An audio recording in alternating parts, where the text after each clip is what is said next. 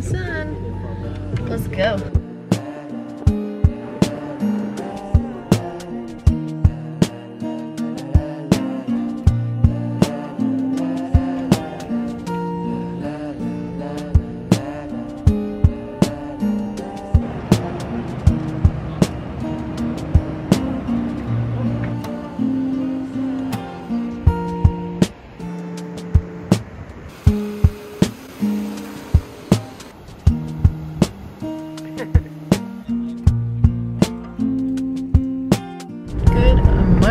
Started the day with some sunrise yoga. We've got a nice little salty knot there. We've been for a swim, and unfortunately it is a public holiday, so the normal cafe that we go to was just like packed and overloaded, and it was not worth lining up for like an hour to get a coffee. Sadly I had to boycott that, but we are on our way to the farmers markets, which fingers crossed are open today.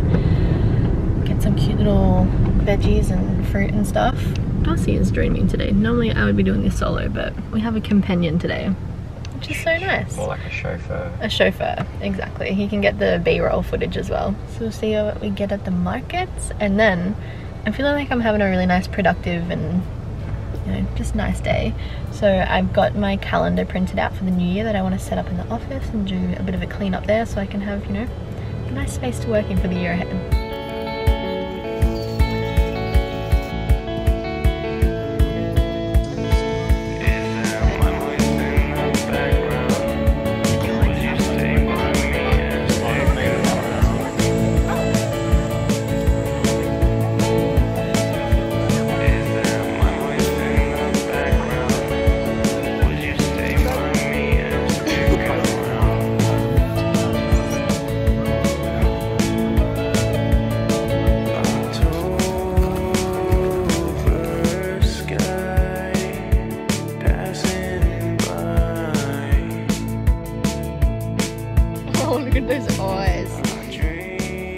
Name something better than going for a swim and then having a fresh shower.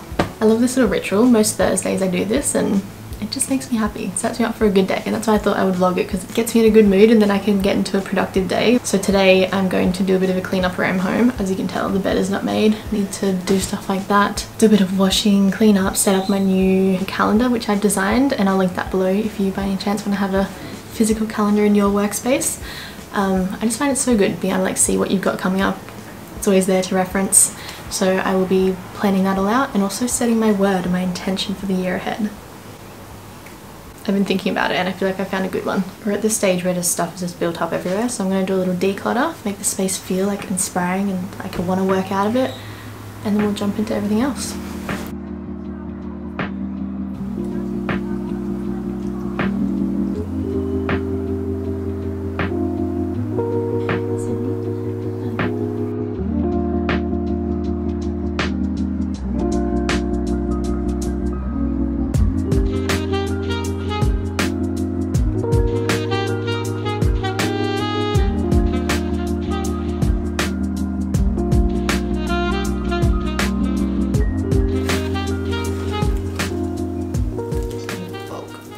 Look away, florist people. I can buy myself flowers. So pretty.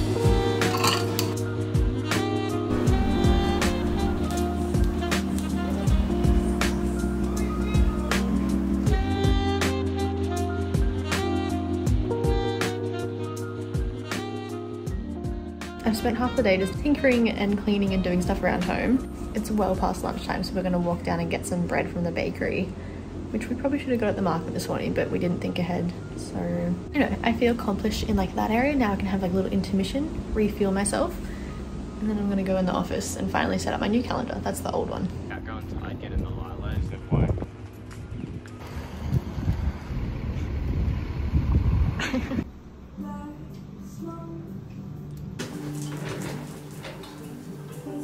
This is the problem of working at home. I get a bit scattered where I'm like, oh, I can peel some corn for dinner tonight, and then I can take the rubbish out, and then I can vacuum, and then I can take Roscoe out, and then the whole day is gone and I haven't done what I needed to do. This is exactly why I'm applying for a dedicated workspace, to eliminate distraction and also just have a permanent space set up all the time that I can mess around, get creative.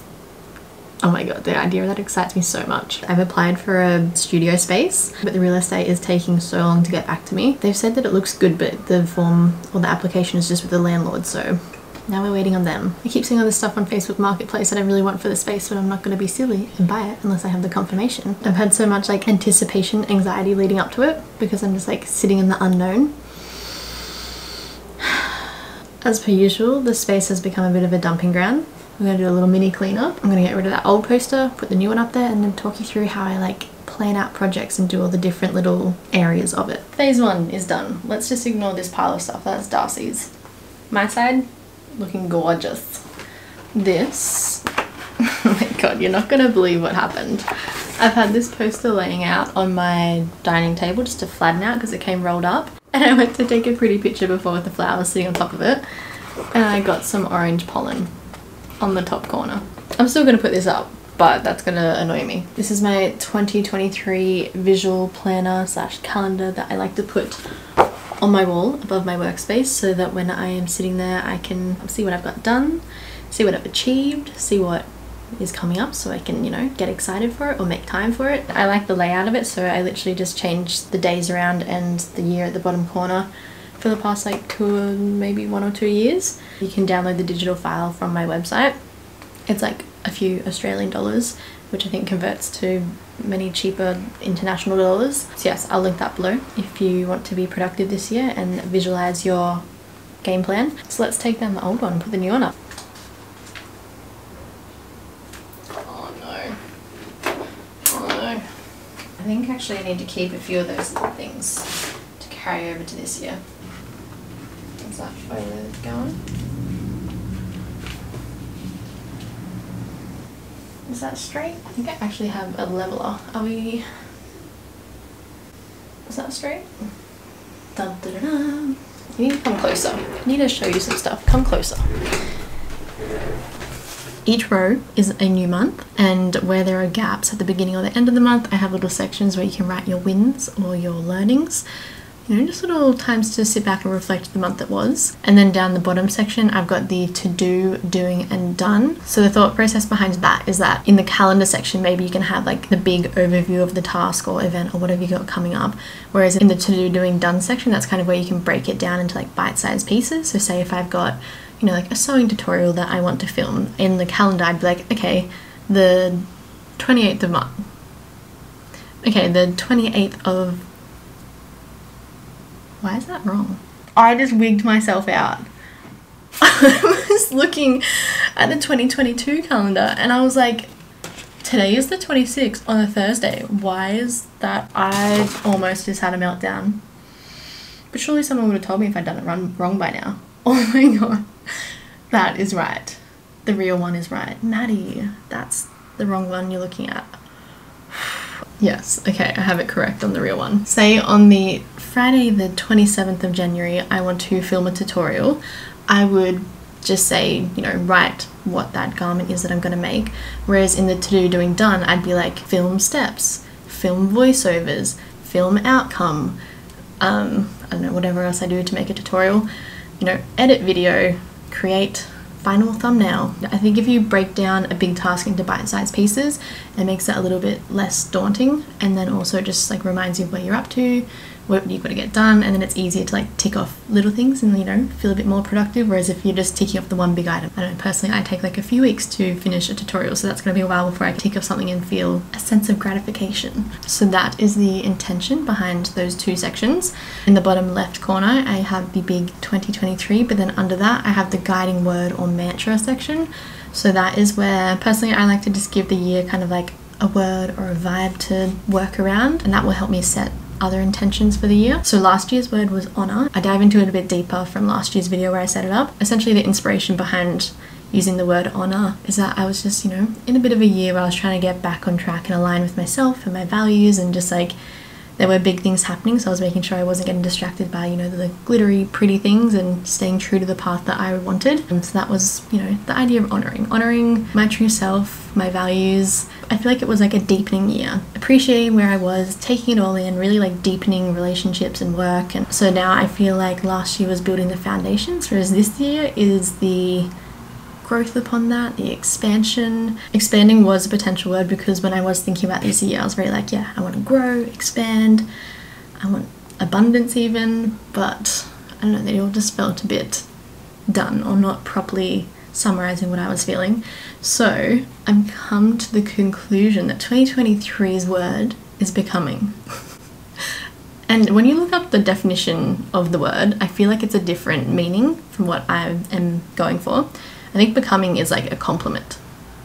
It's not a compliment year. I mean, sure, it could be a becoming year. It really just like embodied what I wanted this year to look like and feel like and be and do. Does that make sense? Now that we have honored thyself, thy vision, thy purpose, we just double down on it. Just going for those big dreams. Become her. You know that Pinterest board that you have of all your visions? Like, let's become her while still honoring our truth. Cute. That's it. You know, every decision now I can be like, is that helping me become who I want to be? I am becoming. I'm so sorry you have to listen to this. Now you know my intentions for the year. If you see me not becoming, let me know. She needs to become productive and get this done. I didn't even explain how I add all these things onto here. So I like having post-it notes just because life happens, things change. If you have something set somewhere, at least you can like move it around if like, you know, inspiration hits on another day or life just throws a curveball at you. And also the doing done section, at least you can like just move it over rather than having to like, I don't know, rub it out and then rewrite it. Obviously this is a little bit bigger than the sections I have available, so I normally trim these into 3 pieces and then even like trim the bottom section off normally. What size is that? I actually have a ruler. Actually no, I bought a new packet just in case because I wasn't sure. Here we go. I wasn't sure if I still had some left, so I'm very loaded up on post-it notes. We're gonna have a busy year. Who knows, we might use all these. These are 50 by 50 millimeter, which is 5 centimeters by 5 centimeters, which I think is approximately 2 inches. I then color code it based on what the task is. Pink for me personally is, say if I'm filming a new tutorial, this is like the big overarching idea. So I would place this on the date of when I'm hoping to film it. Purple is when I'm editing something. Editing can take like up to a day or a couple of days, if not more. So it's good just to block out time for that. Yellow is kind of like the essentials business related, if that makes sense. So the day that I needed to kind of like recreate this poster, I have that in this task. Anything like admin, business related meetings, stuff like that. And then blue is when I have sponsored social media content, so days that I need to block out for that. Generally that can overlap with like a tutorial day, or sometimes I need a whole dedicated day to shoot like a certain campaign or something for especially like Instagram or something like that. And then I would probably end up doing the same for the doing done section as well. Rightio, I'm going to move some of these over, and then I think that's calendar stuff done. She finally did it. Or will she procrastinate again? Tune in to see.